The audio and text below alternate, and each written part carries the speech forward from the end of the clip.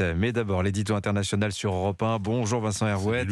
Bonjour. Volodymyr Zelensky est à Washington aujourd'hui. Il vient supplier les Américains de lui donner les moyens de continuer le combat. Oui, il joue son va-tout. Vendredi, les parlementaires américains rentrent chez eux fêter Noël. Et s'il n'y a pas de compromis d'ici là entre démocrates et républicains, si les tractations byzantines sur le verrouillage de la frontière mexicaine n'aboutissent pas, et à côté les manigances autour du projet de loi de Gérald Darmanin sur l'immigration hier à Paris était un jeu d'enfant. Donc s'il n'y a pas un accord sur le déblocage des 60 milliards qu'il attend, que Zelensky attend, eh bien la Maison-Blanche ne pourra plus envoyer un cent à Kiev. Donc les États-Unis ont déjà déboursé 110 milliards de dollars. Les Trumpistes estiment que c'est trop, que c'est fini, et depuis le début du mois, la manne s'est tarie.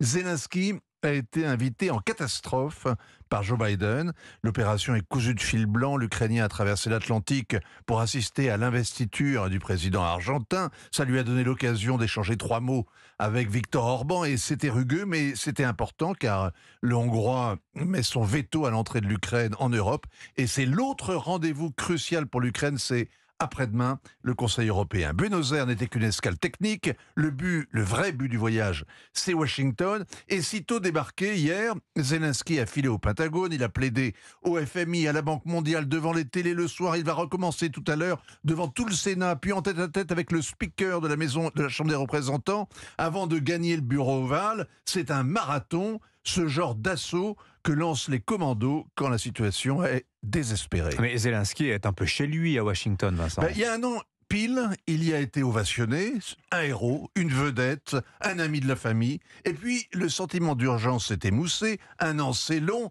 et pas seulement pour les combattants sur la ligne de front qui attendent en vain une relève qui ne viendra jamais.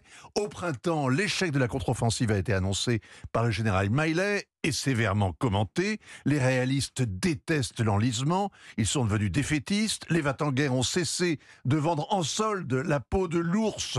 La presse a redécouvert la corruption en Ukraine avec indignation. Quelle découverte!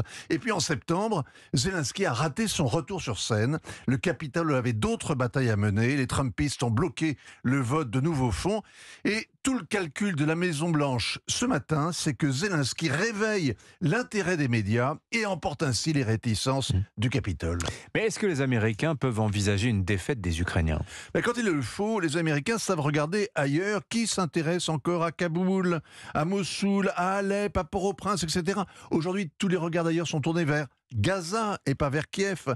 En Ukraine, le rapport de force sur le terrain tourne à l'avantage des Russes qui ont plus d'hommes, plus d'armes, plus d'obus. Zelensky, lui, ne négociera jamais avec Vladimir Poutine. Il est donc dans l'impasse, et c'est pour ça que sa journée à Washington est décisive. Joe Biden le soutiendra tant qu'il pourra, parce que Donald Trump, lui, a promis de régler l'affaire en 24 heures, c'est-à-dire imposer aux Ukrainiens une solution négociée, dont on connaît d'ailleurs déjà les grandes lignes.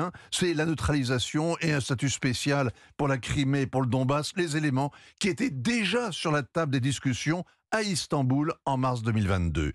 On sera ce soir, au plus tard vendredi, si le Père Noël porte des Rangers cette année et si Zelensky aura ses étrennes. Il a intérêt à être bon, Volodymyr Zelensky. Merci beaucoup, Vincent Hervouet, signature Europe.